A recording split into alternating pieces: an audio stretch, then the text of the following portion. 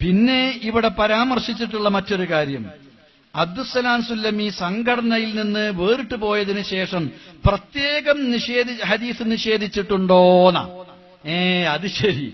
പണ്ടൊരു വക്കീലിന്റെ ഒരു ചോദ്യം, എടോ ഇജ്ജന്റെ ഉമ്മാനെപ്പോഴും തല്ലാറുണ്ടോന്ന്. അപ്പൊ ഇല്ലാന്ന് മറുപടി. പോരെ, എങ്ങനെയുണ്ട് ഇവന്റെ ചോദ്യം? എങ്ങനെയുണ്ട് ചോദ്യം? വലിയ ബുദ്ധിജീവിയായിട്ട് കയറ് ഊരി വിട്ടിട്ട് കാണുന്നിടത്തേക്ക് ഒക്കെ ഞാൻ പറയുന്നില്ല, അങ്ങനെ ഇരച്ചു കയറിയിട്ട് ചെയ്തുകൊണ്ടിരിക്കുകയാണല്ലോ. അപ്പൊ അതുകൊണ്ട് ആ കൂട്ടത്തില് നല്ല ആളെ വിട്ടിട്ടുള്ളത്. സംഘടന പടർന്നതിന് ശേഷം പുതുതായിട്ട് വല്ലതും നിഷേധിച്ചിട്ടുണ്ടോ? വക്കീലിന്റെ ചോദ്യം എന്ന് പറയാറേ ഉള്ളൂ. ഇതിപ്പോ എന്താ വെച്ചാൽ ആ ചോദ്യത്തിന് വക്കീല് പ്രതീക്ഷിച്ച മറുപടി തന്നെയാണ് കൊടുത്തത്. മനെ തച്ചു മകൻ എന്ന് പറഞ്ഞിട്ടാ കേസ്. അപ്പൊ വക്കീലിന്റെ ചോദ്യം, മറ്റേ വക്കീല്, സ്വന്തം വക്കീല് മകന് പഠിപ്പിച്ചു കൊടുത്തത് ഞാൻ തച്ചിട്ടില്ല എന്ന് തന്നെ പറഞ്ഞാൽ മതി എന്നാണ്. ഇതാ പറയാന്ന് മനസ്സിലാക്കിയിട്ട് പുറത്തെ വക്കീലിന്റെ ചോദ്യം, ഇപ്പോഴും തല്ലാറുണ്ടോ? ഇല്ല എന്ന് പറഞ്ഞാൽ ഇതുവരെയും തച്ചിരുന്നു എന്നാണ് അതിന്റെ അർത്ഥം. അപ്പൊ അബ്ദുസ്സലാം സുല്ലമി ഹദീസ് നിഷേധിയാണ് എന്ന് സമ്മതിച്ചില്ലേ? ഞാൻ എവിടെ നിഷേധിച്ചത് മൂപ്പര് ചോദിക്കുന്നുണ്ട്. അനസ് മൗലവി ഇവിടെ കാണിച്ചു തരും, അദ്ദേഹത്തിന്റെ അടുക്കൽ അതൊക്കെ ഉണ്ട്. ഞാൻ 60 ഹദീസ് നിഷേധിച്ചു, എന്നിട്ട് നിങ്ങൾക്ക് എന്തേ പറ്റിയത്? ഖേനമിനെന്താ അതുകൊണ്ട് ദോഷം പറ്റിയത് എന്ന് അബ്ദുസ്സലാം സുല്ലമിന്റെ പ്രസംഗത്തിൽ തന്നെ ഉണ്ട്. അപ്പൊ 60 ഹദീസ് മൂപ്പര് നിഷേധിച്ചു എന്ന് മൂപ്പരിനെ പറയാം.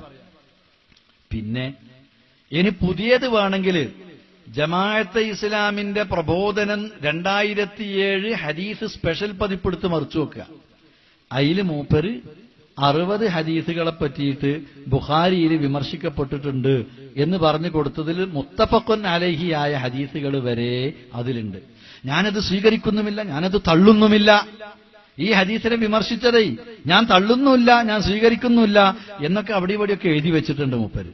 എന്നിട്ട് ബുഖാരിയിലെ വിമർശന വിധേയമായ ഹദീസുകൾ ഇതൊക്കെയാണ്. പിന്നെ എന്തിനാ അത് ജനങ്ങൾക്കിടയിൽ എഴുതി പുറത്തിറക്കിയത്?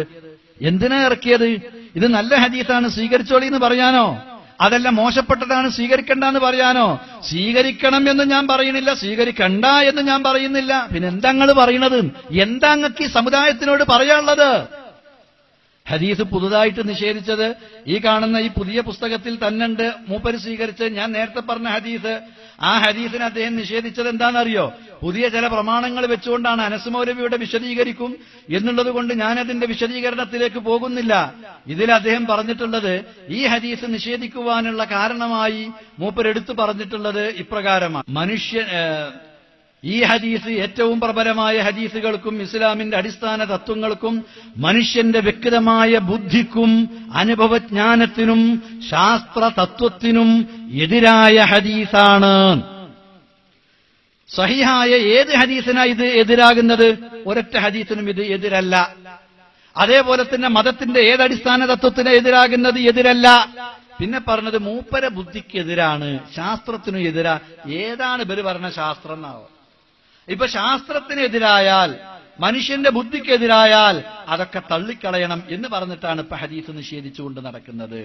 ഇപ്പൊ പ്രബോധനത്തിൽ എഴുതി വിട്ടു. കാരണം ഇപ്പൊ അതാണല്ലോ, മൂപ്പരെ സ്വന്തം ഒരു പത്രം നടത്തിയിരുന്ന മനുഷ്യനാണ്. ശിർക്കിനും ബിദഅത്തിനൊക്കെ എതിർത്തുകൊണ്ട് അതിങ്ങോട്ട് നിർത്തലാക്കലായിരുന്നു ഇവരുടെ ലക്ഷ്യം. അതിന് അദ്ദേഹത്തിന്റെ അൽ-ഇസ്ലാഹി ഇവരുടെ പിടിച്ചെടുത്തിട്ട് അത് ചവിട്ടി പൂത്തി, പിന്നെ ഞങ്ങളല്ലാന്ന് പറഞ്ഞു നോക്കി.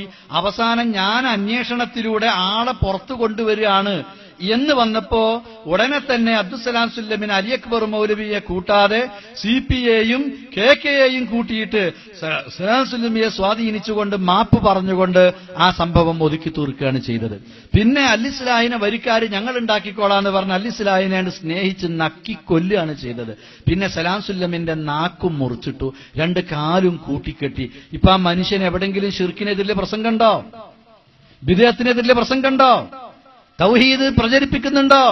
സുന്നത്ത് പ്രചരിപ്പിക്കുന്നുണ്ടോ? വയല് പറയുന്നുണ്ടോ? പ്രബോധന രംഗത്തുണ്ടോ? ഇല്ല. ഇപ്പൊ ജമാഅത്തുകാരെ ശാന്തപുരത്ത് മൂപ്പര് ക്ലാസ് എടുക്കാൻ പോവുക. ജമാഅത്തെ ഇസ്ലാമിന് മൗദൂദിയാളെ എന്ന് പറഞ്ഞുകൊണ്ടല്ലാതെ അദ്ദേഹം പ്രസംഗിക്കാറില്ല.